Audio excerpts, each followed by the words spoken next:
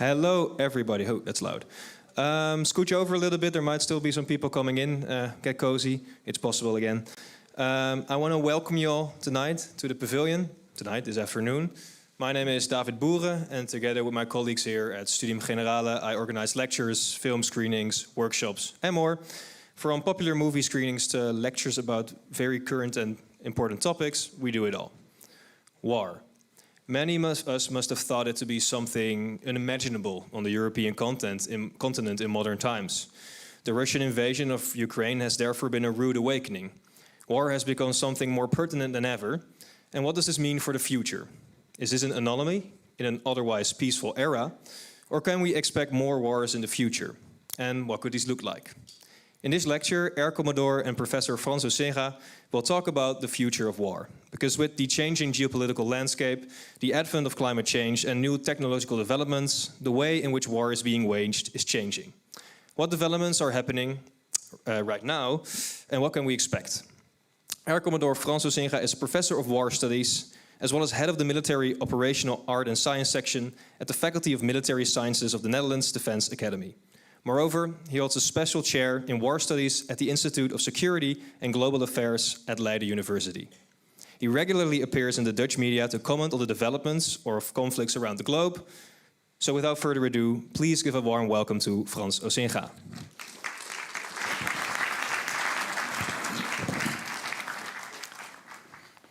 All right, that's a nice crowd. Thanks for coming.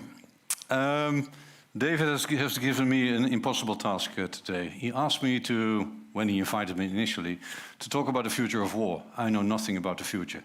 Nobody does. But nevertheless, I'm going to give you the try. Then, when the war started, he said, well, while you're at it, can you also talk a bit about the war in Ukraine? Yes, of course. Each of those lectures normally takes about 1.5 hours. I don't know what your program is this afternoon and in the evening, right? So it might be extended a bit beyond 5 o'clock. I've got, what's that, about 50 minutes, about an hour. I've got 60 slides, so that makes up for 1 slide every minute. So keep with me, right? What I want to do today with you is talk about futures of war. It's something that ministries of defense and the armed forces, the air force, the armies are constantly engaged in, trying to gauge what the future of war might look like in order to be prepared for it. The problem is, of course, we know nothing about the future. Nevertheless, we want to make a calculated guess. There is no shortage of visions, right? This is just a brief snapshot of a number of publications that have appeared over the past 30, 20, 10 years about the future of war. Some would actually say, in particular historians, that we can't say anything sensible about the future because the future hasn't happened yet. Moreover, every war is unique, is their argument, and there's way too much uncertainty to make any sensible guess about the face of future war. On the other hand, there is a range of authors who have a very clear argument and a clear perspective of what future war might look like. And sometimes, really, they exaggerate. For instance, there's one, Steven Pinker, a cognitive psychologist, suggests that there will be no more war. Because over the past 10,000 years, we have basically invented ways to avoid war. And the chance of any of us dying in war or because of criminal activities is actually very slim. That's a statistical analysis over the past 10,000 years. On the other hand, if you look here, Michael Mandelbaum published a book 2 to 3 years ago. He said, listen, the rise and fall of peace on earth. His suggestion, along with Michael Howard, is that peace is actually an invention, an anomaly. War is the normal feature of human life. It has been ever since. In the past 5,000 years of recorded human history, there has always been war. And the fact that over the past 70 years we've been peaceful, more or less, here in Europe, that is an anomaly if you look at European history. And with the new great power competition, war might actually be much closer than we think. And I think that the war in Ukraine, that we'll talk about later on, is actually a manifestation of that argument. Other people say, listen, there might be wars, like John Muller argued, but major war, as we saw in the Cold War, that's something of the past. We have unlearned that sort of war. He actually looked at the Netherlands and the Benelux and Germany at the 70s and 80s, and his argument was there's a sort of virus ongoing, Hollandization. We have unlearned to regard war as a legitimate instrument of power. It has become subversively unthinkable to think of war as an instrument of state. There will be wars, but not a major war, not a war that includes the threat of nuclear power. Then there are other ones. Robert Bunker and Sean McFay said, listen, definitely will be wars, even perhaps on the periphery of Europe. But they will be irregular warfare. Insurgencies and counterinsurgencies, the Vietnam-style wars, the things we saw in Iraq happening with ISIS, for instance. That is not state versus state, that is intra-state wars, civil wars that we saw in the Balkans in the 90s.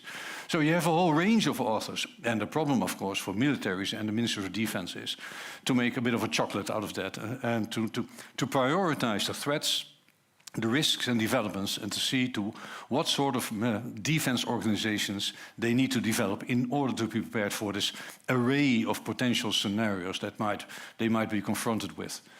The final one is great power rivalry. Another one, author who exaggerates in the sense that he said, listen, forget about irregular warfare. It's all about China and Russia and the United States and Europe. The clash of these superpowers, and it's all about the future of an international legal order. So there you have a panorama. My argument is that while we don't know much about the future, the past 30 years have seen so much war, and we've been involved in so many operations in the West, in peace operations, in counterinsurgency operations, stabilization operations. We've operated in Libya, trying to prevent the Libyan people from repression from Gaddafi. We've been involved in counter-terrorist operations. My argument is that if we look at that track record over the past 30 years and assume that there's a bit of continuity in that, and let that serve as a baseline for thinking about the future of war, I think we're making some headway to get our arms around this very difficult question, what the future of war look like. I will present you, based on that survey, 6 models of potential future phases of war, based on the type of actors, state or non-state, and based on the type of warfare that those actors wage. Irregular warfare, unconventional warfare, or conventional warfare. So these are the 6 models I'm going to briefly touch upon with you. Right? Major state and non-state, i.e. proxy. And on the left side, unconventional, on the right side, conventional war. 6 models. Based on an American colleague of mine, Frank Hoffman, who works at the National Defense University in Washington. He presents a very US-centric perspective.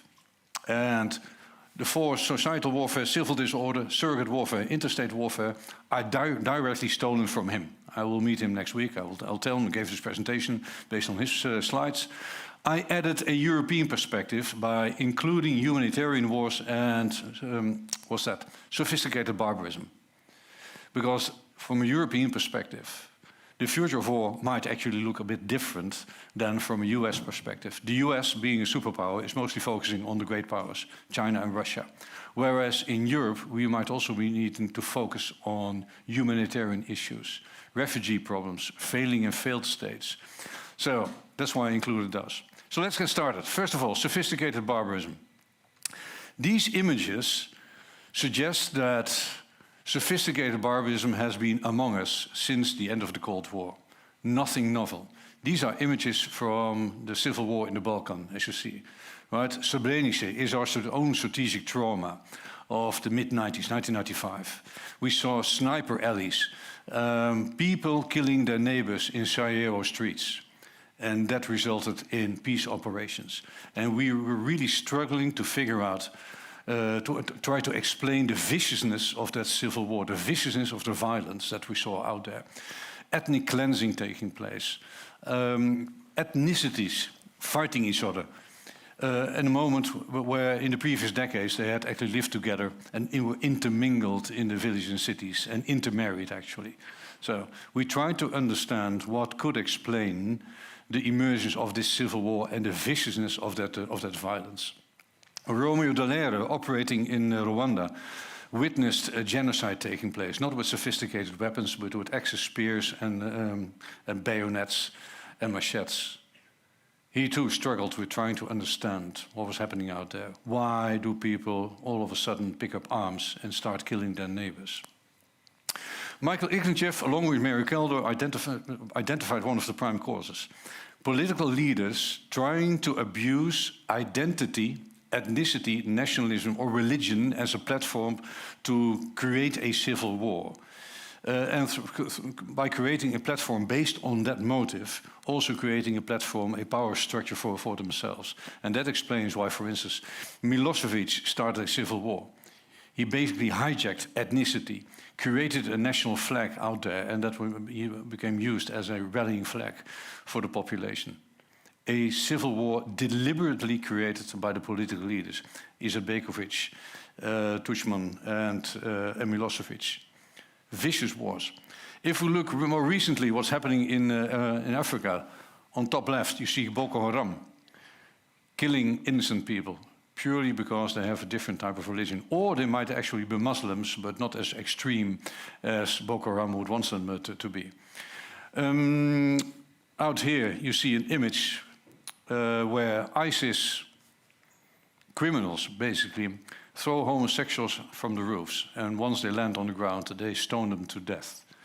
That is the vicious nature of these civil wars, and there's strategic logic behind that vicious violence. The strategic logic is, listen, it's clear that this is a civil war, it's a religious war, and it's clear who is the enemy. And the enemy is anyone who doesn't believe in the same ideology or doesn't have the same ethnicity or nationalism as I do. And because of that, because it is an ethnic, religious or nationalist war, right, it becomes total. It polarizes violence. And everyone, because of the different identity, has become a combatant. In the eyes of the opponent, he and she also become a target. That explains it. If you want to read up on that, please read that article. Social construction of organized political violence. There's nothing spontaneous about this violence. Everything is directed and has a deliberate purpose. It is there to manifest the power of that other identity, that other religion, telling everyone in the neighborhood, we are the biggest bullies on the block and you better either convert or listen and be loyal to us. And if not, we know where to find you and we will kill you. It is also there to influence those who are sitting on the fence who don't know yet where the loyalty should be going to. They're trying to increase the level of violence so as to convince those people they either participate in the defense of their own identity or join this biggest bully on the block. Very difficult for us as external interveners to come to grips with that sort of violence and to be successful as peacekeepers out there. The logic is one that is being explained in the title Sophisticated Barbarism. It is barbarism, but there's a very distinct strategic logic behind it. The warlords that direct such wars are not interested in peace. They're interested in domination, they're interested in maintaining their power position, because once they agree with the peace operations, once we establish a very strong state apparatus again, they will probably have to hand in some power. Right? They will lose their power structure, and they're not interested in that. And whereas we experience war as an instrument, right? This is the instrumental perspective, you deploy military force in order to change the political situation. And once you have achieved your objectives, the war stops. Right? Our military operations stop. That is the instrumental perspective. For them, it might be existential. They participate in the war because it defines who they are, but it also defines their power position. So this instrumental character isn't necessarily the most dominant one. Right? They also do it for criminal purposes and purely for political purposes for themselves. For those people who are willing to blow themselves up, it becomes existential. It actually defines who they are and what the value was of their life. And someone else calls this, when it is all about religion, called it a cosmic war. A war that doesn't need to be won in their lifetime. It is a metaphysical war that's being waged out there somewhere in the religious realm. It is a war that has been ongoing for the past centuries. It is also a holy war that justifies any sort of violence against anyone not of your own religion or identity. Wars of this kind are not won on the battlefield.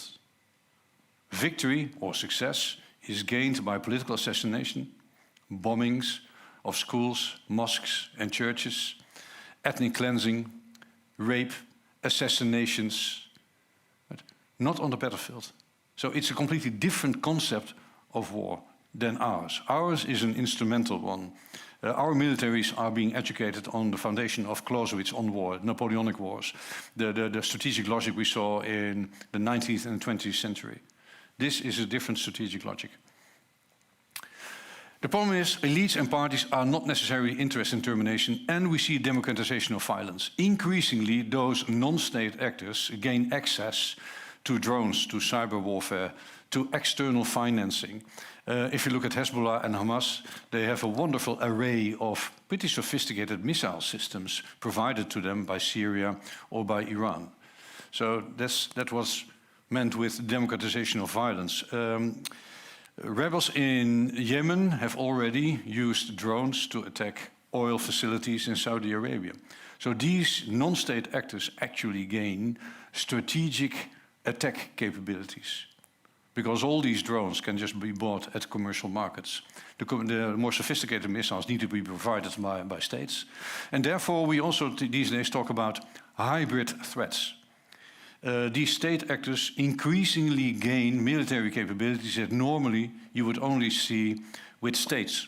So they start to operate as terrorist organizations, as guerrilla groups, but also start to deploy tactics and techniques and weapons that you normally only see being deployed by states.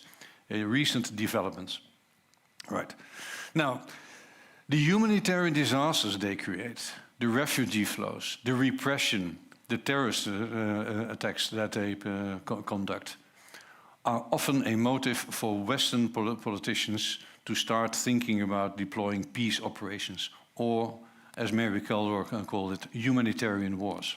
And this is actually a quote from her, humanitarian wars. You can read up on that on global security cultures. Mary Kaldor wrote in the 90s a very influential book titled New and Old Wars. She said, listen, forget about the Western conceptualization of war, this instrumental perspective. Whenever identity, religion, nationalism starts to dominate a conflict in the eyes of one of the warring parties, right, forget about the instrumental perspective. It becomes existential. And people are willing to sacrifice themselves for it. And now it's our task in the West to actually try to prevent such wars from happening. It is our task, our moral obligation in the West, to basically take care of humanitarian interests. Human security is the concept that she, among others, started to develop in the mid-90s by looking at the Balkan, looking what happened in Rwanda. And her argument that it is up to us to in the West to do something about that was based on the idea that in the West, after the Cold War, we are affluent, we are secure, and we have these armed forces. And if we want to basically do the moral good, the moral well. Yeah, what is morally right?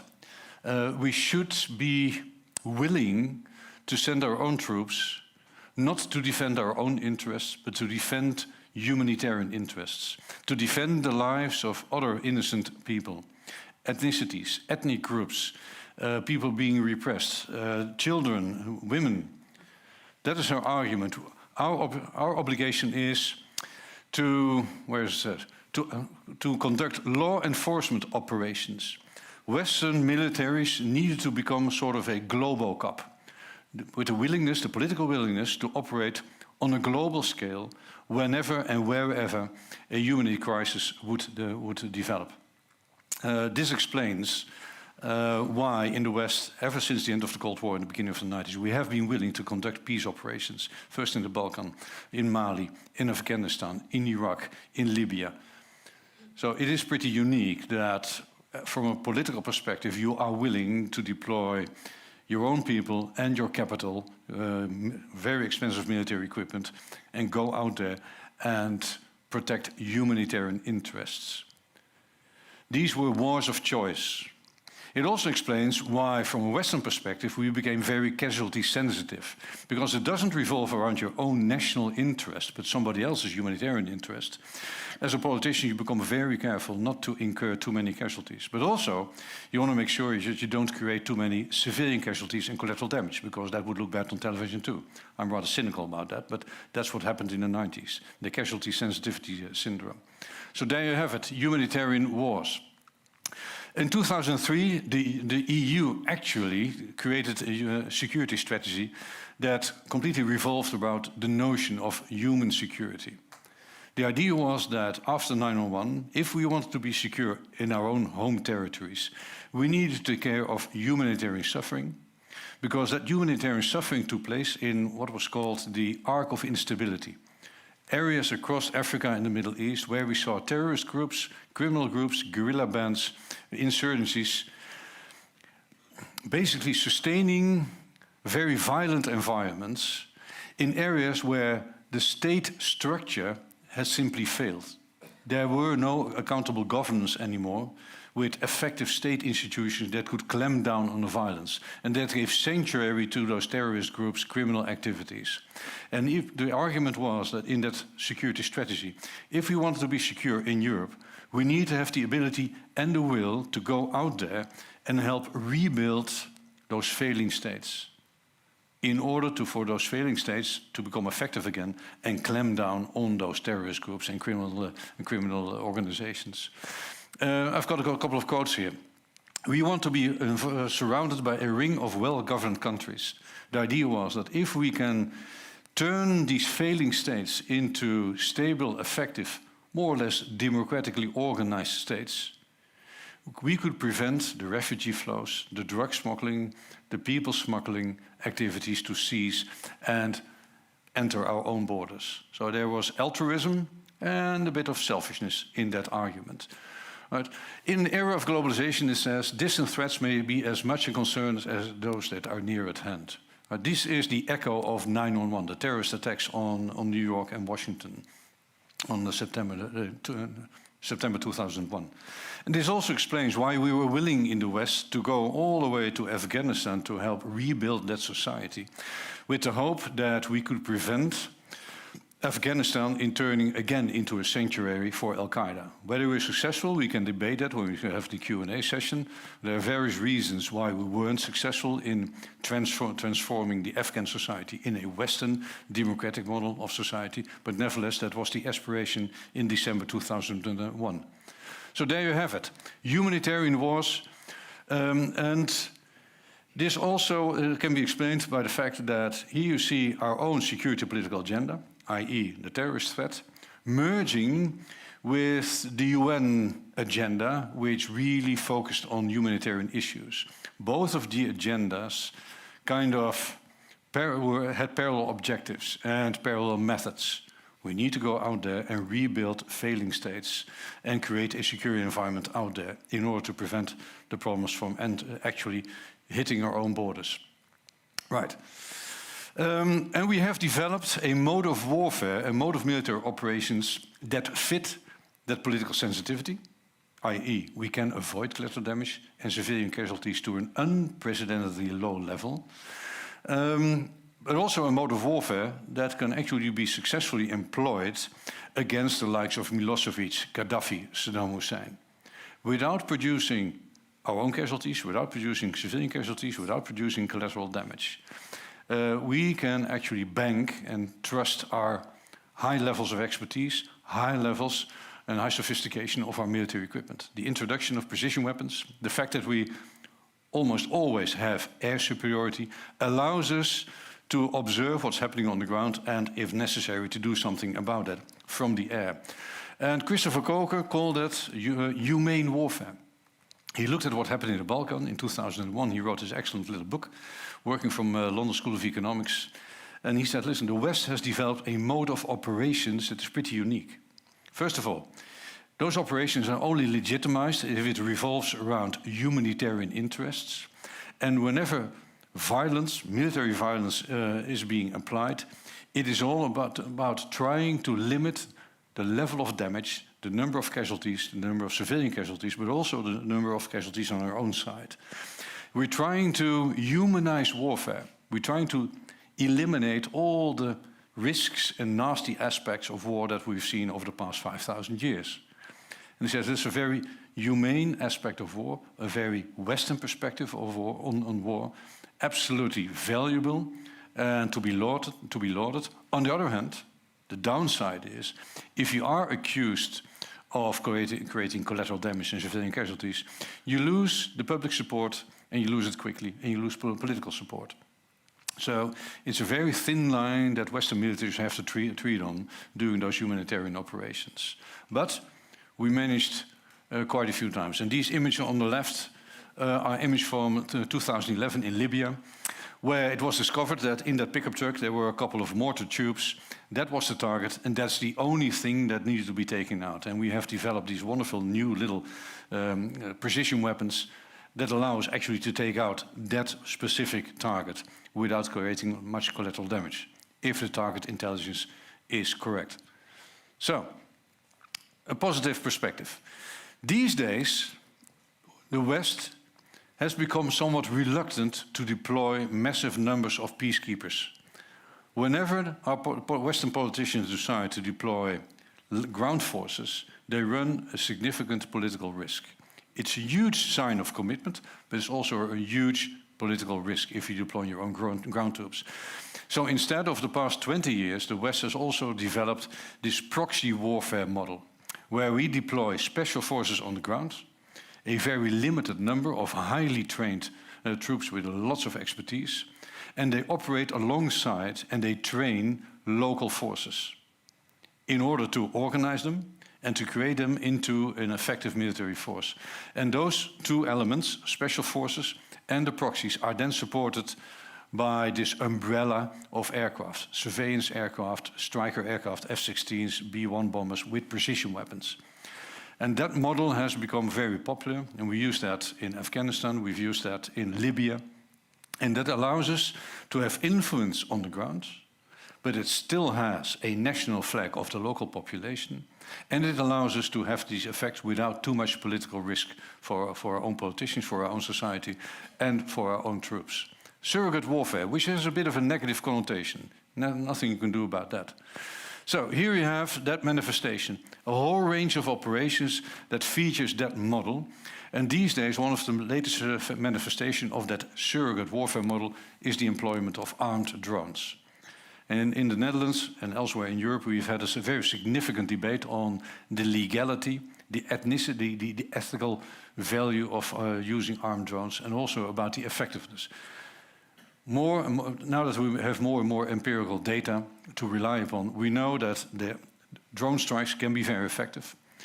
They can actually be done with a greater care for collateral damage and civilian casualties, as long as the targeting process prior to the attack is well developed, and if everyone involved in the targeting process has been trained, if the legal procedures are being followed, and if legal advisors actually are engaged in the process as well. So in that sense, that debate has died down somewhat. Surrogate warfare.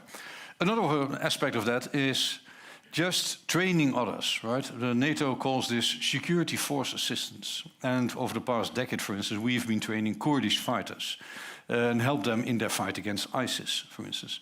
Wagner, not a group I really like, but the Wagner Corporation is basically part of this movement of the privatization of war. And currently in Mali, Wagner is operating at large scale now that the French have and us too, have sort of withdrawn from the theater. It's basically the commercialization of warfare, not something we should actually embrace, but it is happening.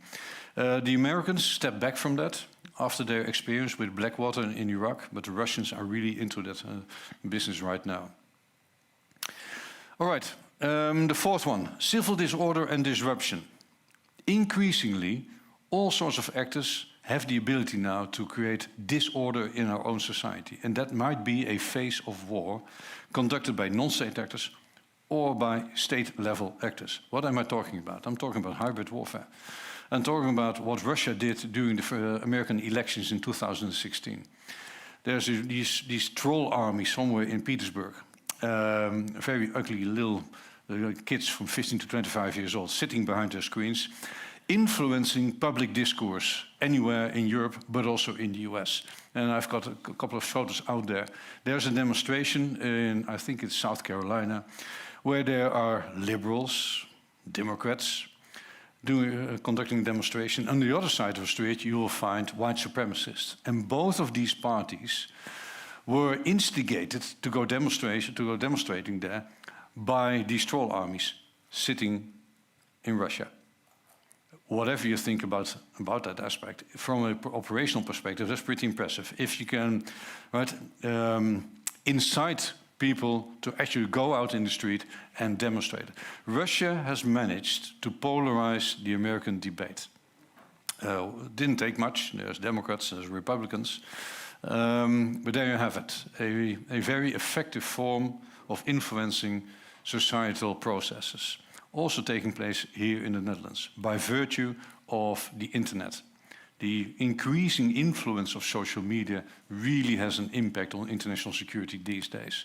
In fact, here we have a couple of publications by think tanks, the RAND Corporation, out there, one published by a major think tank in the UK on behalf of NATO, where we have become very concerned about hybrid warfare. The ability of, in particular, the great powers, but also Iran, perhaps Turkey, but in particular Russia, to have an impact on our open societies, right? And we can only thrive because of the fact we are open societies. But it also poses vulnerabilities. And social media has that ability. It isn't necessarily hard cyber attacks, it's in particular the soft cyber side that poses risks for undermining the foundations of our democracies. What's happening in the US is that entire spectra of the public started to distrust the election outcome in 2020. You see the rise of extremist thought out there, as what Biden called semi-fascism. QAnon and Trump actually accelerated that process, where people start to distrust official media. The BBCs, the CNNs, the Washington Post, the New York Times, the Volkskrant in our country. To such an extent that certain segments of society don't agree anymore on what truth is, what established facts are. And a democracy can only thrive if there's a baseline agreement on what facts are and what the outcomes are of democratic processes. And that's the problem right now in the US. If you want to read up on that, Peter Singer has written a wonderful early book, Like War, The Weaponization of Social Media. Trump has exacerbated that. QAnon is very active in that. And all the extremist parties in Europe really capitalize on that ability to affect the public discourse in our democracies. Time had a wonderful cover, Is Truth That? And we should be very concerned. Russia bombarded Europe with a set of narratives, influencing public debates in Norway, in Denmark, in Poland, the Baltic states, telling the public that the EU didn't have an answer for the refugee flows, the drug problem, the organized criminality, the rise of the Islam in those countries. Oh, by the way, the values of the European Union, all the European countries, were really counter to the traditional family values that everyone held in high esteem. So Europe was already decadent and it was eroding. So the frames being communicated to the public at large by Russia, trying to influence our support for the EU, for NATO, World Trade Organization, the UN and all that. So, and that is the reason why in very influential magazines you see these covers. The awareness that because of those processes, the foundations of our national institutions, our national order, but also the international order, were effectively being eroded. And some of the world political leaders were actually capitalizing on that.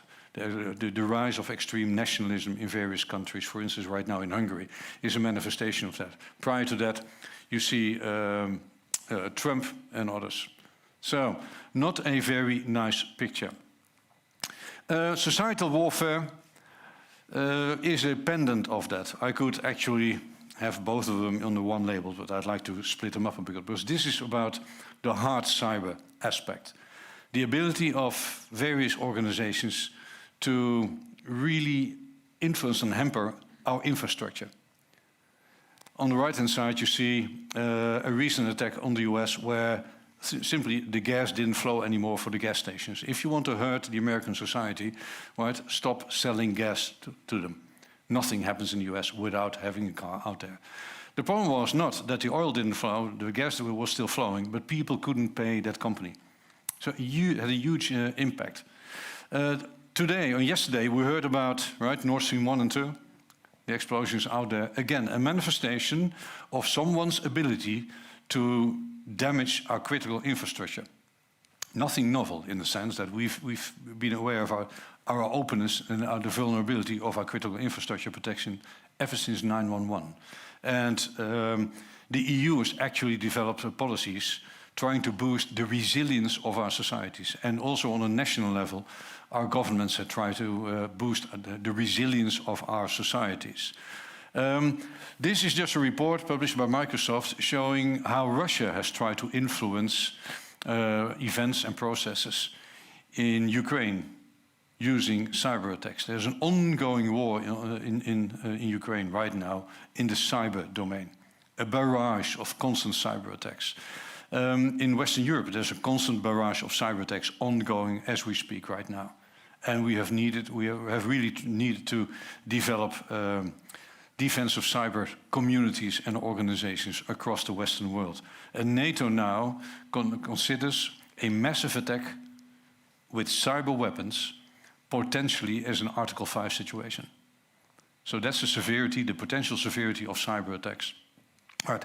In Sweden, not a member of NATO until recently, the Swedes discovered what happened after 2014, the annexation of the Crimea, and the increasing capability to influence all sorts of processes and infrastructure in their society.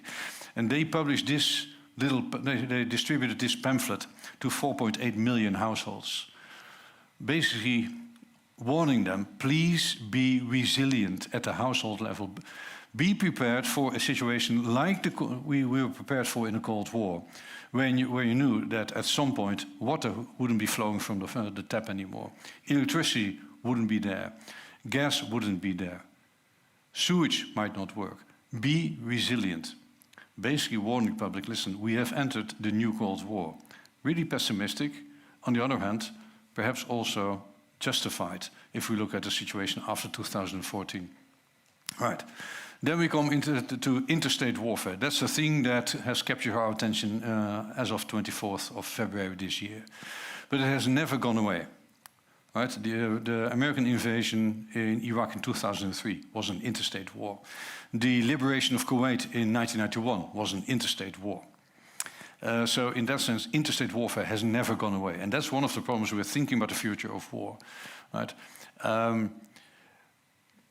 Features of war will reappear. And Ministry of Defense, the armed forces, always need to retain knowledge about all these various forms of warfare. And that's what we've forgotten. After the end of the Cold War, in particular in Western Europe, we basically said, well, you know, interstate warfare, large-scale warfare is rather unlikely. Do we really need to prepare for that? Do we need to retain all that knowledge, and all those doctrines, and all those capabilities? Well, the consensus opinion was that, yes, you need to retain a core capability for that, but most of the times we would be engaged in peacekeeping operations. And interstate warfare at a large scale was something that the French, the Brits, and the Americans might be engaged in, but not the Germans, not the Swedes, and not us. And that was a fallacy, obviously. Ever since 2014, we have reawakened again with the fact that on the eastern side, we have an aggressive neighbor, Russia. A Putin who is really out there to topple the international order, who wants to regain the status of a superpower. And he doesn't have that many tools available in order to get there. What he does have is intimidation with nuclear force, nuclear power, and the aggressive use of military force. He's shown that in Georgia, 2008. Prior to that, he used it against Chechnya. In 2014, very smartly, he used that to annex Crimea. And that, for everyone here in my circles, the think tanks, the Ministry of Foreign Affairs and Defense, was basically an eye-opener in the sense that we have re-entered the era of great power competition. Yeah, let's move on. We discovered that we couldn't really defend Europe against such an aggressor. We discovered in NATO that in Kaliningrad, for instance, the Russians had deployed a wide array of surface-to-air missiles, air defense systems, surface-to-surface missiles. And if they switched on those missiles, there was no way the limited European capabilities were sufficient to defend the Baltics, to reinforce the Baltics. We didn't have air superiority. The troops out there, this limited tripwire force, would simply be unable to defend the Baltic states. Hence, a report from the RAND Corporation in 2016, they concluded that, as currently posted in 2016, we cannot guarantee Article 5 for the Baltic states. And that really undermines the credibility of NATO, because that's the prime reason of having NATO in the first place. So that's also the reason why in Wales in 2014, NATO asked all the member states, listen, you need to boost your defenses and go to 2% of your GDP, just as one of the measures taken. And the awareness that we need to boost our deterrence capabilities. And I'll return to that in a minute. Looking at Taiwan, we increasingly became concerned about the rise of China and the aggressiveness of China. China has recently asserted that the international waters around Taiwan are not international, they're Chinese.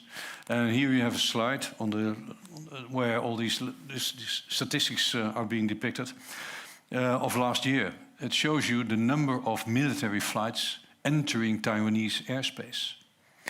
Just last month, Taiwan shot down a Chinese drone. So there's a huge risk of escalation out there. The Chinese Navy has more ships already than the American Navy, and the American Navy needs to be divided between the Pacific, the Atlantic, and the Indian Ocean. So America today is really focusing on the defense of Taiwan, because that's where, for instance, the chips industries are, but more importantly, it is all about guarding the international legal order and about guarding the long supply lines from China and Taiwan to the West, to America, and to Europe. So, hugely disconcerting developments out there. China is militarizing the South Chinese Sea.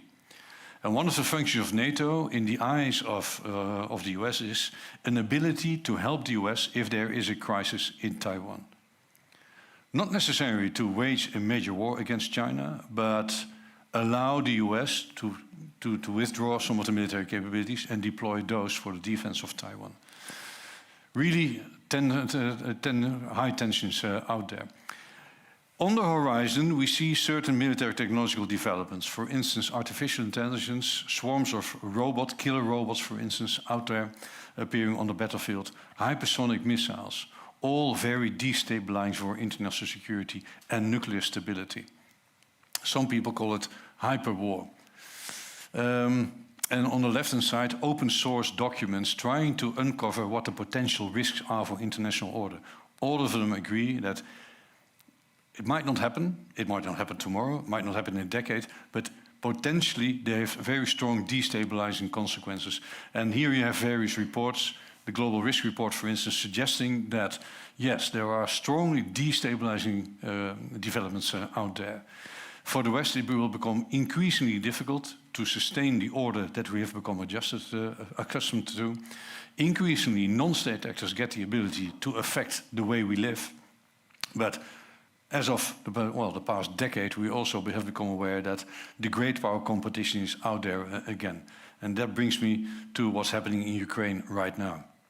Oh, by the way, the EU said, we live in times of existential crisis. That's what it said in 2016 in its formal new security strategy. And if the EU communicates that, something is really happening right there. Their argument is that we have an aggressor on the eastern side, for you guys, on the eastern side of Europe. We have refugee flows and humanitarian problems in the south. We had in 2016 a very, very difficult relation across the Atlantic with the US. In the Arctic, we see Russian developments taking place, and we see the extreme right movements also affecting the unity within the European Union. Hence the title, Existential Crisis. Right, let's move on to the war in Ukraine. We've made some pretty bad strategic mistakes. We could have seen this coming. We shouldn't have been surprised. And for the Ukrainians, this war has been ongoing since 2014, since the annexation of the Crimea. We have been bad at assessing the mindset of authoritarian leaders. We knew what Putin was up to. We knew his mindset. Actually, he communicated to Madeleine Albright in 2000 that the breakup of the Warsaw Pact and the breakup of the Soviet Union was the biggest strategic trauma Russia had ever experienced. And it was his fate, his duty, actually, to wipe out that blemish on Russian history. In 2008, it became with the Georgian War, it became apparent what his agenda was. In 2014, it became apparent. 2016, Medvedev told us in the West during the Munich Security Conference, ladies and gentlemen in the West, you might not like it, you might not know it, but we are engaged again with you in a new Cold War. So the warnings were there.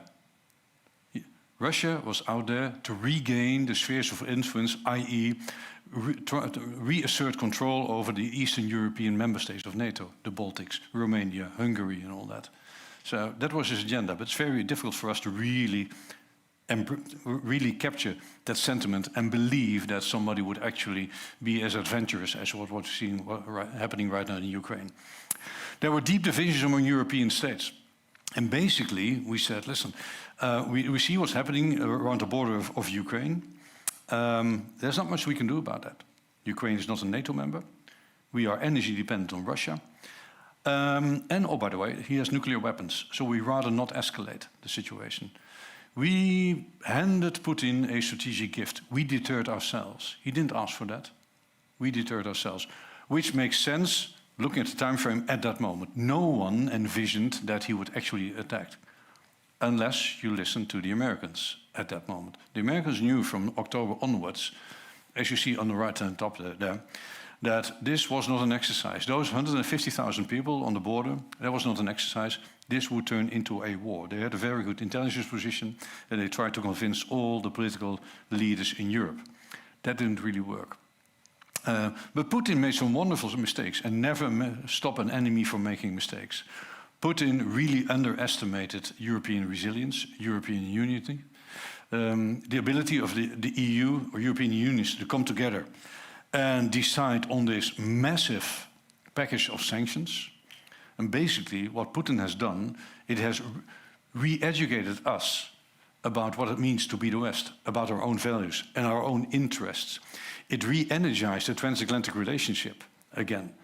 So Putin has been really caught off guard in the speed and extent of the Western reaction. Big mistake. He also gambled on early blitzkrieg. That didn't work. His assumption was Ukraine is divided. We were going to be invited there and welcomed there as liberators, and we'll topple the Kiev government. In 3 days, that's going to be complete, and that's the end of the war. He never anticipated a long war as is happening right now. He planned the operation in the Kremlin, and those plans never trickled down to the troops. The troops that entered Ukraine on 24th of February did not know they were about to enter a long-term war. So, huge mistakes. Very low troop density. He spread his troops out across 4 fronts, and for an area the size of France, 150,000 troops is simply zilch. Very low troop density. I'll give you statistics here. Estimated Russian soldiers in Ukraine, 4 for every 20 to 30 Ukrainian citizens. If you really want to conquer, control and stabilize the territory the size of Ukraine, you need to bring along about 1 million troops. That's why the occupation and the stabilization of Germany and Japan worked after World War II. So the illusion that you could actually conquer and control Ukraine with just 150,000 troops is beyond most analysts. We saw some operational oddities, strange things happening, but this all started with this very strange plan that was prepared in the Kremlin. We didn't see their normal doctrines being applied. We expected certain tactics to see at the battlefield, where if you want to deploy tanks and artillery and all that, you deploy your tanks protected by aircraft, protected by infantry. That didn't happen. We saw this wonderful column going down to Kiev, right, without any protection. Again, the basic assumption was this would be an easy ride to Kiev. The attack on Hostomel airport near Kiev, that failed because the Ukrainians were prepared. Logistical challenges. This long line of 50 kilometers, traffic jam with all sorts of transport vehicles, that was stuck there. They weren't prepared to support a high mobile offensive toward Kiev. There was no coordination between these four fronts, the south, the east, the northeast and the north. There was no air superiority, no dedicated long-term campaign to actually conquer the airspace over Ukraine. Very odd, because once you have it, you can do wonderful things with that. If you don't have it, your troops will be vulnerable for air attacks by the enemy. So, very strange. Loss of the information war. Zelensky has become what Churchill was for England in the Second World War. Zelensky has managed to unify the Ukrainian society. Putin hid behind an information wall. He never visited troops. Zelensky has visited the troops. Very odd. Mounting losses. Only in the first week, 88 aircraft, 2,000 casualties.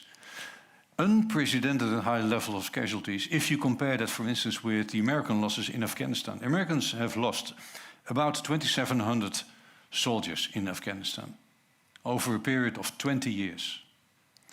Now, if the Russians have lost 2,000 soldiers killed in just 1 week, it gives you an impression about the lethality of that operation.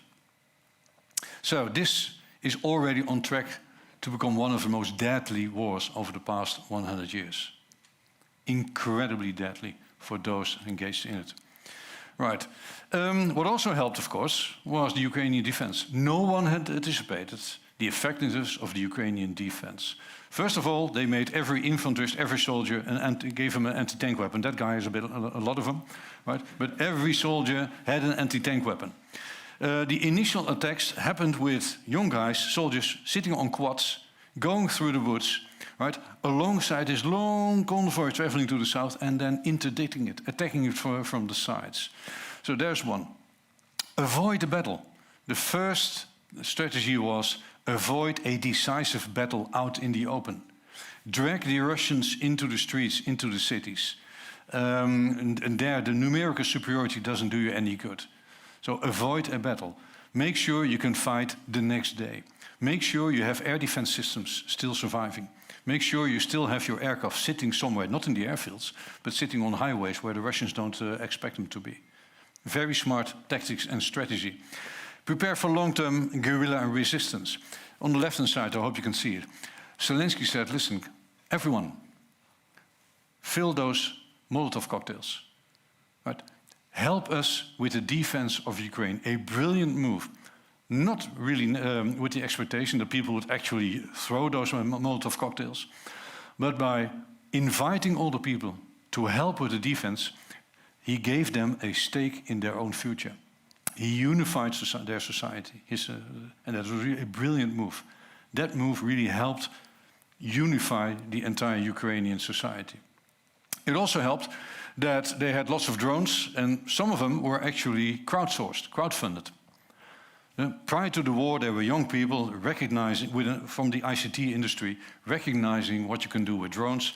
They crowdfunded commercial drones, put a grenade underneath, and that's how the initial attacks with drones started to occur. Brilliantly done. So the initial phase is this: a four-front war. The attack on Kiev is not succeeding. Russia tries to surround the cities. He starts shelling the cities, right? Kharkov, Kiev, Mariupol, they're all bombarded, in the hope that the local councils would decide to capitulate because of the dehumanizing consequences of those bombardments. What else is there? We deliver military equipment, but only in self-defense mode, right? The short-range air defense system, the short-range anti-tank weapons. So this is a very tricky period. We don't know exactly what is going to happen. Will Kiev survive or not? We know that the initial attack, the Blitzkrieg, has not been successful, but we do expect that because of the huge numbers of soldiers and tanks and artillery systems, a huge number of aircraft that Russia simply can overwhelm Ukrainian defenses. So this is the period from March till, well, this is April, May, approximately. We expect Grozny-type siege and urban warfare with bloody and prolonged fight, the images of Mariupol, images of Stalingrad, we all remember those. We also know that Russia still doesn't have air superiority. And as long as Russia doesn't have air superiority, Ukrainian ground forces can move from one theater to the other front, to the other front. They can sustain his own troops with logistics. So not gaining air superiority is a major strategic mistake. So, at the end of March, April, right, it's clear, right, that Kiev will not be conquered by Russia. And that really changes the calculation in the European capitals. Then we become willing to deploy more sophisticated weapons to the Ukrainians. Right, there's an echo. Phase 2. Everyone recognizes that things aren't panning out nicely. And at some point, Russia decides to focus not on Kiev, but withdraw and focus more on the eastern side. This is the phase where everybody's really questioning what the next move of Putin will be. Will he just withdraw for a moment, right? Accept an operational pause, think about when things went wrong in the first phase, readjust, reinforce his troops, resupply his troops, get them to rest for a while? Or will he just continue in the hope that on May the 9th, the victory parade in Moscow, he will have gained this Nova Russia, the area from the Crimea all the way to the Donbass region, and call it a victory? Right? We don't know. Everyone is guessing, really.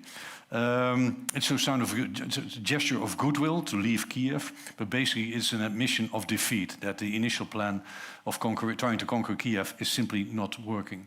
So we know it's going to be an attritional war, a hugely deadly, costly war, where the side that can hold out the longest is probably going to be victorious. And we all expect it is not going to be Ukraine at that moment. This is also the time that the US decides to really step in and provide longer-range weapon systems, the more sophisticated artillery systems. The Netherlands with Germany, we decide to give Ukraine the howitzers.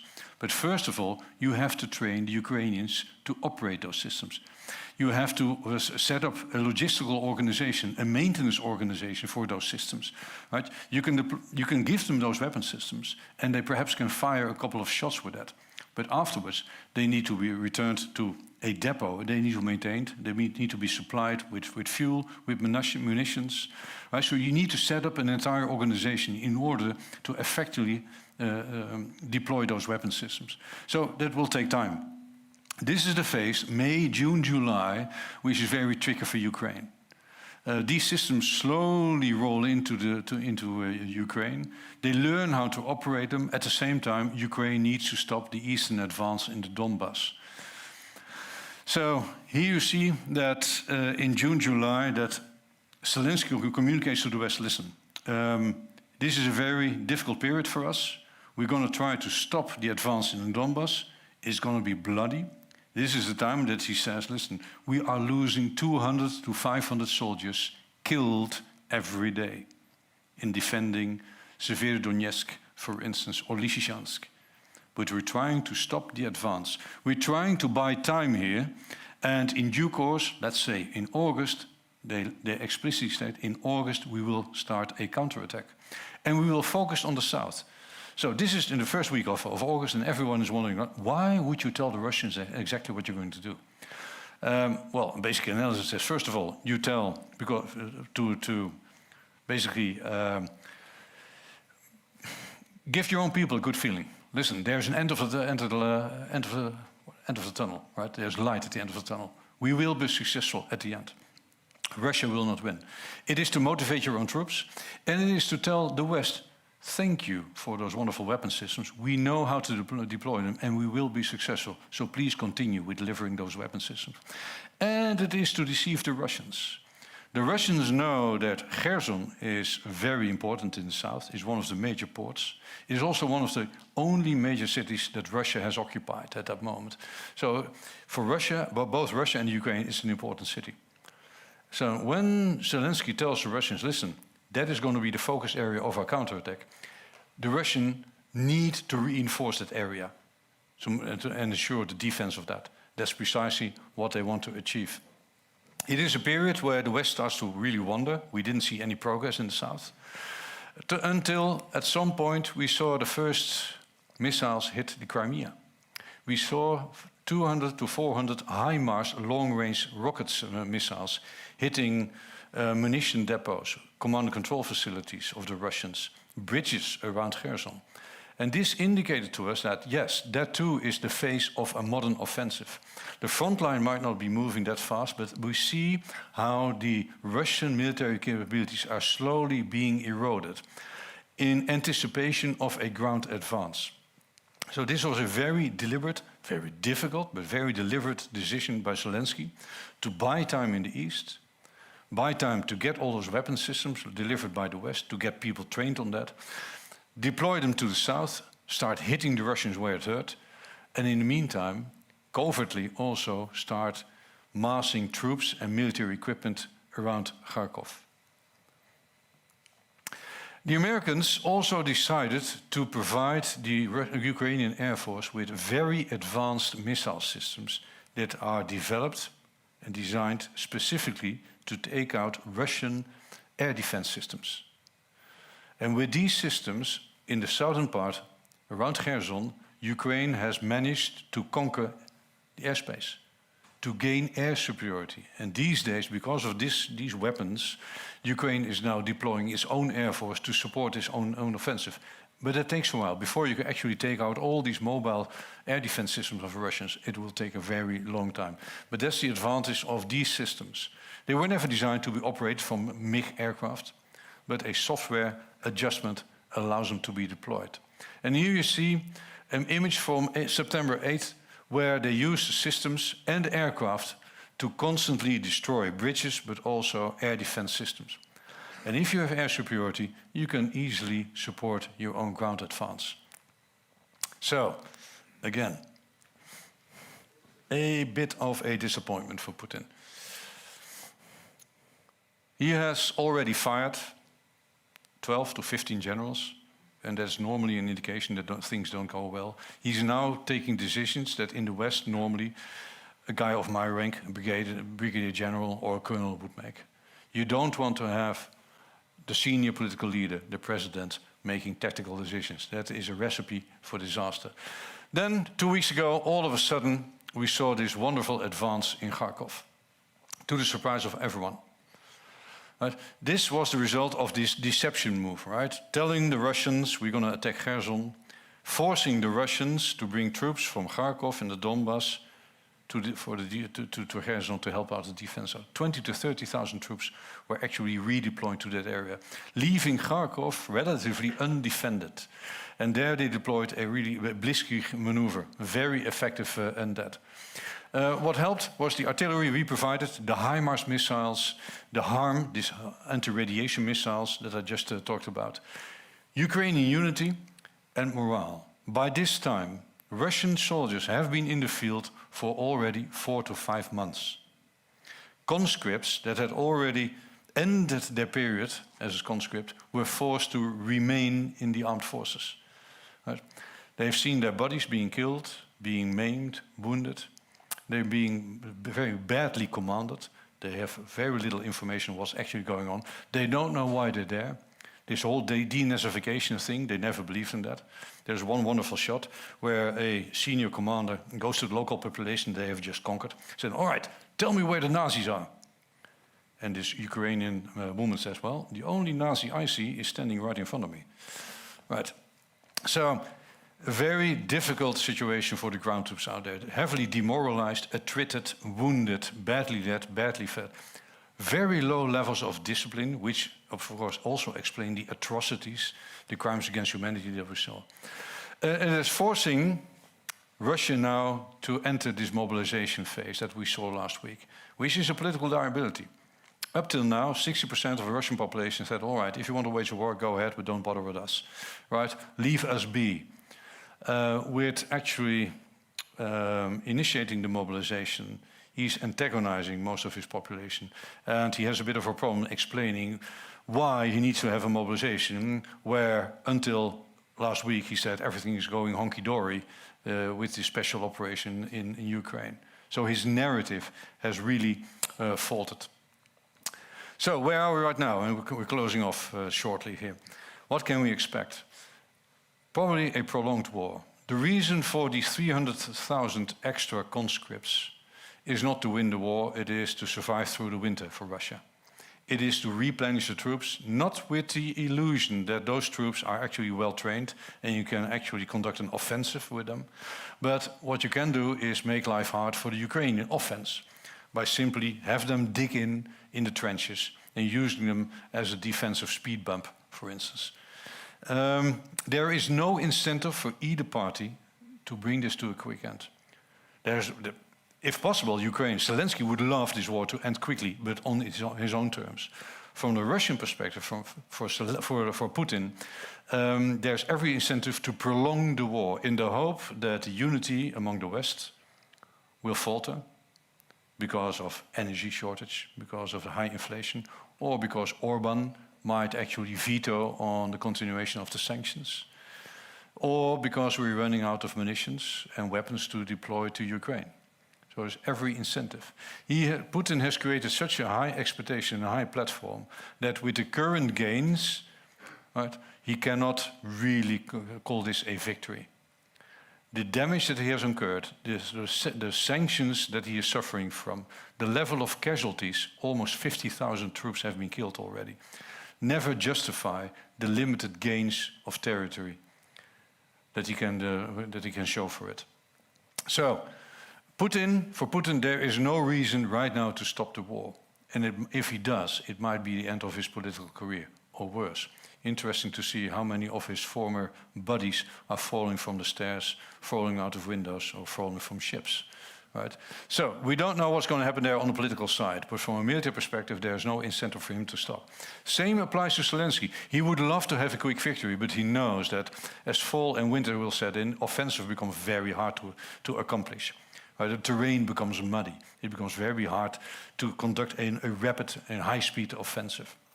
So Ukrainians are preparing now for a long-term conflict extending into 2023. For Zelensky, any concession right now is simply anathema, is simply unacceptable because of the 6 million refugees, because of Bucha, Irpin, Mariupol, because of the fact that rebuilding Ukrainian society will already cost 350 to 500 billion euro. His society is broken, his economy is broken, and because of the fact that all those harbors and ports are occupied by Russia. And because of that, 70% of his imports and export is simply impossible. And without that 70% of in export, his economy is simply going down the drain. So there is no way that he's going to accept concessions. Yeah, and he's not going to be willing to enter into negotiation with Russia. And he said, listen, even if we agree on a sort of ceasefire and a peace agreement, right, I'm not sure I can trust Putin. In fact, I know I cannot trust Putin. And I know Putin will just agree on concessions on both sides to gain time, to restock his military, right, to rearm himself, and then basically finish unfinished business and again move to Kiev with his armed forces. So for Zelensky, for the Ukrainians, and 90% of the Ukrainian population support him in that, there is absolutely no willingness to enter negotiations for any concession. Right, and this just illustrates that. Recently he said, listen, if gas, water and food mean dependency on you, we rather not have water, food and gas. We want to be independent. That's a pretty clear statement. He has built a platform where it's clear. This war will only end when all the Russians have left the Ukraine. And there's a little meme, wonderful. Right? Since this war, at the beginning of the war, I'm on Twitter. There are wonderful memes out there. Ukraine is winning the war on social media. Wonderful stuff. Well done. Being held by anonymous, lots of people in the West helping Ukraine on social media. Right. Putin has done us a great service too. Now we're moving into the long-term consequences, last 2 or 3 slides. Big salesman for NATO. All of a sudden, Finland and Sweden decided to go for membership of NATO. Smart move. One of the lessons learned for most countries in Europe is you better be part of NATO. If Ukraine had been part of NATO, a member of NATO, this invasion by Russia would not have occurred. So, hence the decision by Sweden and Finland to join us. And they support NATO immediately with a very well-equipped military force. They know the Russians well. So yes, this is a good development. The Baltic states, they have been very concerned from day one of this war, because they recognize that in contrast to the Ukraine, the Baltic states don't have strategic depth. Such an invasion in the Baltics would have meant the end of the Baltic states, because within 24 to 36 hours, Russia could have simply moved from the border and drive to the Baltic Sea coast. There is no strategic depth. And this wonderful little line of enhanced forward presence NATO troops, this tripwire force, would be unable to stop those Russians. So the deterrence posture that NATO had was a deterrence posture of deterrence by punishment. Basically communicated to Putin, say, listen, we can't stop you from crossing the border, but if you do, we'll give you an incredible smack on the head, and it's going to hurt you, so you better don't, but we can't stop you. For the Baltics, that was never a very reassuring deterrence posture. So they have, from the first week onwards of this war, they've asked for forward defense, i.e. deterrence by denial, communicating to Putin, listen, you might want to cross the border, but we'll defend it. We have aircraft flying overhead, we have air defense systems, we have long-range artilleries, HIMARS systems, remember HIMARS, right? We have tanks, we have ground troops. You can't cross the border, and you will get a smack on the head, right? So the chances of success are very minimal. And NATO decided on this new strategic concept in summer, and they decided upon this new deterrence concept. Deterrence by now, called forward defense. It also means that Western countries, Western member states, will need to deploy military forces more to the east on a permanent basis, which is very costly. So when in Wales in 2014, the West decided to go to the 2% investment level on defense, that was an echo of the annexation of the Crimea. It doesn't incorporate the implications of this forward defense yet. So my guess is the 2% might not actually be enough. At some point we might have to go further than that. We'll see. Right? So this too is these are some of the long-term consequences Putin never took into account. Putin has not achieved any of his strategic objectives. To the contrary, his country is suffering from sanctions. China and India have turned against him. He's turned the Ukrainian nation against him. He has turned the West against him and pro-Ukraine. He has enlarged NATO, and that was one of his so-called reasons for entering Ukraine, to prevent Ukraine from becoming part of from NATO. And Ukraine has gained membership status, how do you call that? Candidate membership of the EU. So on all sorts of fronts, Putin has not achieved his strategic objectives, and on the contrary, he's incurring long-term losses. So, what's the geopolitical outlook? No, almost. Long-term, complete shock to European security architecture. The EU and NATO have really gone back to the drawing board and redesigned security and defense policies. And the same holds true for all nations. And this explains also why in the Netherlands we have reprioritized our investment programs and start to prepare for this Article 5 and for a defense deterrence posture. We are entering a new Cold War, but much more unstable. In the 70s and 80s we had a Cold War where both parties were intent on ensuring stability, maintaining status quo. The borders in Europe were drawn and they were sacrosanct. You don't touch the borders.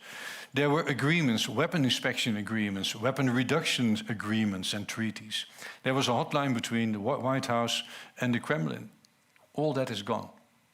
Instead, we have in the Kremlin an aggressor that is out there to redraw the lines in Europe. And if necessary, threaten with nuclear weapons, and does so very lightheartedly. So, urgent need to boost Western deterrence capabilities. NATO and the West have rediscovered what they're there for. It also means that in Western Europe, we need to take care of our own security a bit more than we used to. Strategic autonomy, because of the Chinese and the Taiwan problem for America. So we have some work to do.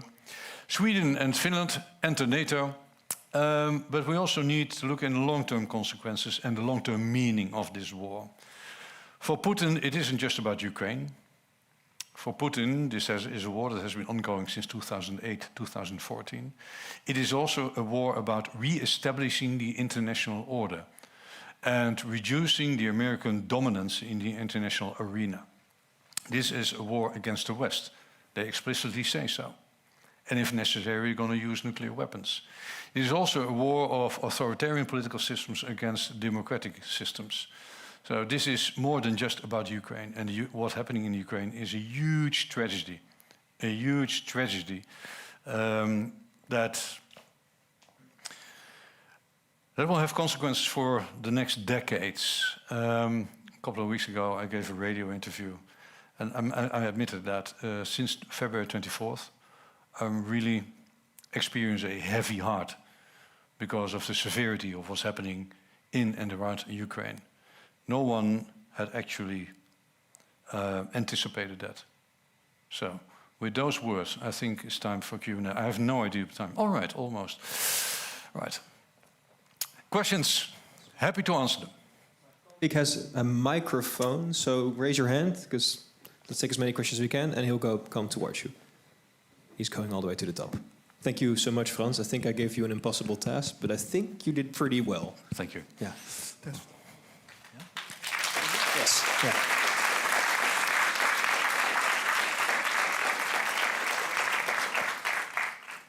All right. I saw some questions here. Can you hear me? We've been talking mostly about Ukraine and NATO. Sorry, who's talking? Over here. Hi. There you are. Hi. We've been mostly talking about Ukraine and its current relationship with NATO and stuff, and with Russia. Yeah. But I remember at the start of the Ukrainian-Russian war, let's call it, there was an important other actor named Belarus, the country itself. Yes. What is currently NATO's stance on the relationship with Belarus? Belarus has been sitting on the fence pretty much. It doesn't have that many military capabilities. Some of its people have actually helped Ukraine in the initial phase by sabotaging some of the railroad infrastructure. Belarus, what's his name? Osinga, yeah. Has been invited by Putin to join him in this war, but he has stepped away from that. And Western countries have made diplomatic overtures to convince Belarus, that's in the interest of Belarus, not really to become active participants. Having said that, Russia has deployed its air forces into Belarusian airspace and launched long-range missiles from that airspace. So in that sense, it basically has become a staging base for Russian troops and for Russian military capabilities. So Belarus is not neutral. It is a vassal state of Russia. But it is somewhat reluctant partner in this endeavor. And I think that nowadays that we see more of these southern, those states in the southern border alongside Russia. Kazakhstan, for instance, they become sort of assertive against Putin. I think that will give some leeway also for Belarus to assert itself in a bit more independent position. But before that, Belarus was economically, military, and all sorts of domains really dependent on Russia. His power position, Lukashenko, was really dependent on Putin's support on a personal level. So whatever happens to Putin is really of interest to Belarus in that sense. Can I leave it at that? You're right to put your finger on that. It is an underexplored topic, precisely because of the fact that not much is happening out there. Ukraine is keeping an eye on the Belarus border because they know that it's still a weak spot, and that's where the initial attack occurred. And Kiev is still out there as one of the prime targets for Putin. Another question here.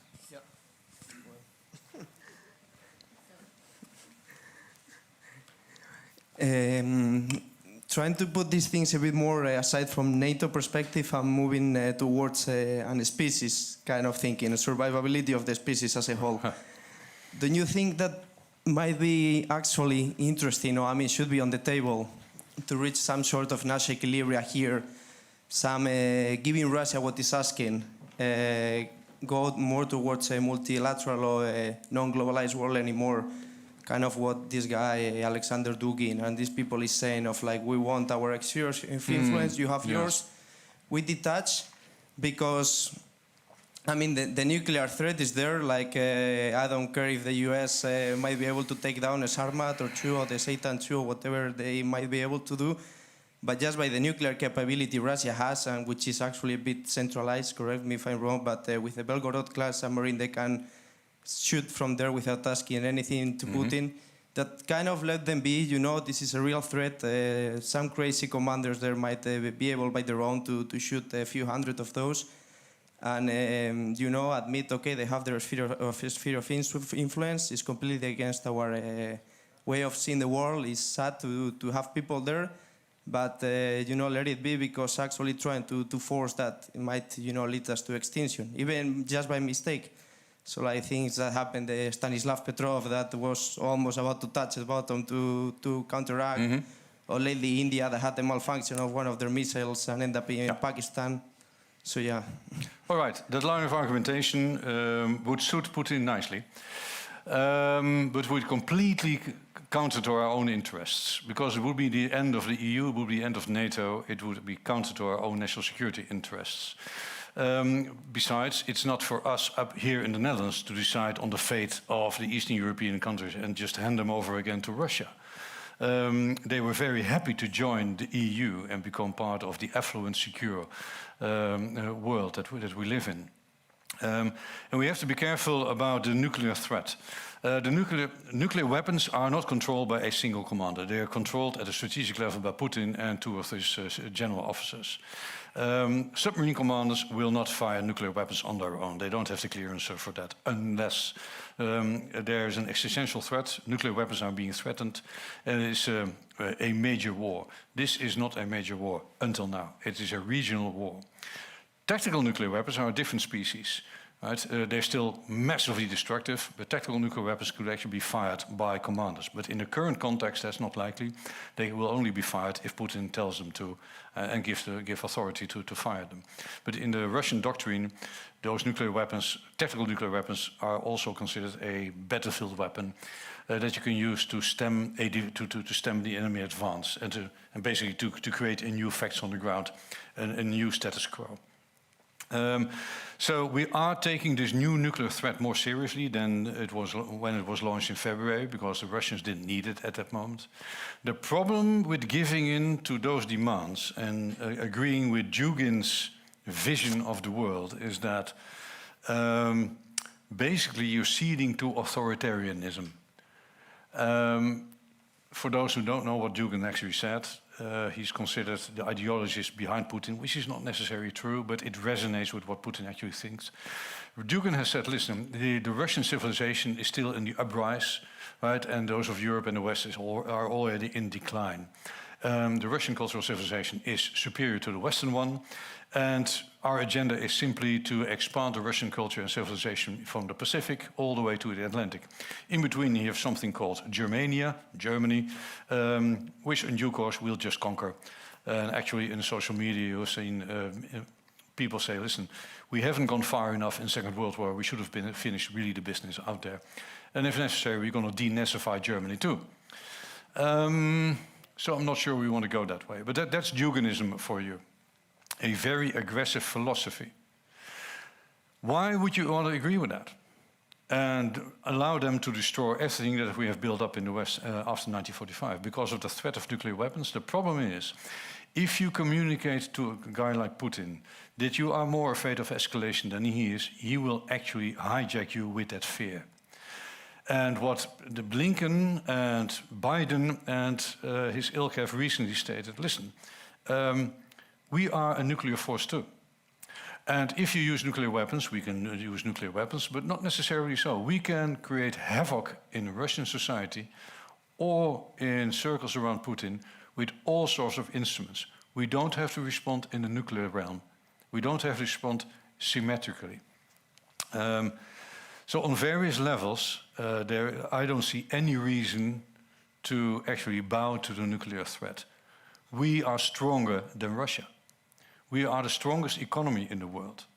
And I think that from a Western perspective, hey, I'm wearing a Western uniform, I've got a Dutch passport, but also from an analytical perspective, I think humanity has benefited at large from the 70 years of peace that we have enjoyed, but also have benefited from the globalization. The level of poverty on a global scale has gone down because of globalization, and the stability that the international legal order has provided us. So I think there are all sorts of reasons to be very careful of not throwing the baby out with the bathwater. Values, economic interests, humanitarian interests, national security, our own international security. There's nothing to be gained from giving in to Putin. But it is a very risky time right now. I fully agree with you on that. But that's precisely why we have an organization like NATO and the EU. We have time for one more question, a short one. Sorry. You can choose. You go. You were one of the first already. So. Hi, thank you for that question. I actually have two questions, but maybe go ahead. But maybe I can start with the first one. So we saw recently that very mysteriously 2 pipelines in the Baltic Sea blew up. Yep. And it is being interpreted as a threat of Russia to blow up another pipeline that is actually still delivering gas to Germany. Yeah. And what would happen if they actually blow this up? Will there be military action from the West, or how do we think about this? That's question A. Right. Nord Stream 1 and 2 were already disconnected. So in that sense, it doesn't do anything with the availability of gas, right? Of natural gas. But it has created panic in the energy market for a while. But from an economic perspective, the impact will be rather limited. It would be another thing if the connection between Norway and Germany, or is it Denmark? I don't know exactly which country it was, Poland, whatever. I don't remember either. Right. If that one is disconnected as well. The larger theme hanging over that threat, literally, is how about all the other infrastructure at the bottom of the seas, in the North Sea, for instance, all the windmills that we have there generating power, all the internet cables that we have there. We know, we've seen Russian military vessels, Navy ships, hovering overhead our internet cables. We know that they have submarines that are capable of actually disconnecting those cables from us. So the larger theme here is critical infrastructure protection. And that's why I included that picture, right, of this, in the context of hybrid warfare, of this disconnected Nord Stream 1 and 2, these explosions out there. It is part and parcel of all these instruments that Russia has been using since 2014 to affect us, in using non-military instruments. So I think here the message is that, listen, you were energy dependent on us. We have disconnected 2 of the venues with which you could get energy, and we might hurt you even more. So what's your answer going to be? Well, some people actually say that Putin has really done us a favor by really energizing the energy transition in Europe. Right? We are going green in a much higher pace than we used to. But that's just being cynical somewhat, sarcastic or whatever. You're raising a very important point. The larger theme is, how about our critical infrastructure? Can we protect that? So right now the EU and NATO are very alert on whatever is happening. Again, it's an eye-opener. On the other hand, we were expecting this. This is not novel. Interdicting someone's infrastructure has been part and parcel of our own strategic thought. We've done that. The West has done that in Iraq. We've done it in Libya. We've done it against Serbia. Attacking the energy facilities of a country are dual use. So it's also a legitimate military target. So in that sense, it's not a new category of targets. On the other hand, it is a bit of a nuisance right now.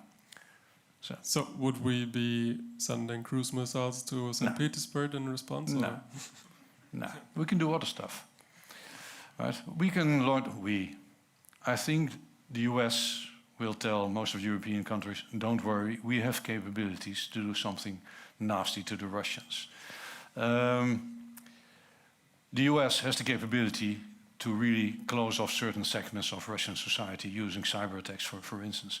So there's already, the White House is communicating with Russia, don't you dare deploy nuclear weapons. We have means to escalate to a level you have no idea of. So we have to believe that to a certain extent. Right, Okay, your thank B you. question. B question, even, okay, great. So I was wondering, to what extent do Western security agencies infiltrate the Kremlin? Could we theoretically decide to kill Putin and then some minister comes and shoots him? Or, of course, that's a bit exaggeration. I like the way you think, but I have no idea. Having said that, the Baltics and the Finns have an excellent intelligence position, and the US had an excellent intelligence position on what was happening in the Kremlin. They had very precise knowledge of the plans that Putin and his ilk were developing. How they got that, I really have no idea. But Putin was really looking over his shoulder, and I think he can't trust anyone. You've seen the pictures, right, of these long tables. There's a reason for that. Killing him, some people might hope for that, but that's not the way to go about this, right? People like Putin, any authoritarian system relies on a number of security organizations. Putin has the instruments to suppress any rebellion. Having said that, in Foreign Affairs there was this wonderful article on the power position of authoritarian system, and the subtitle was "Authoritarian systems are very strong until the day they are not." You've seen it with Gaddafi, you've seen it with Saddam Hussein, you saw it with Milosevic, you saw it with Karadzic, right? So the power structure works until the power structure either evaporates or turns against the leader. We have no way of knowing when and if that is going to happen. But I don't think there's an American assassin right now, a sniper somewhere in Ukraine. So let's forget that image, right? That is not a strategic option. No. Thank you. Okay, Frans, then I want to thank you for this exhilarating lecture. And please give a warm applause once more. Thank you, Frans. Geweldig. Erg leuk.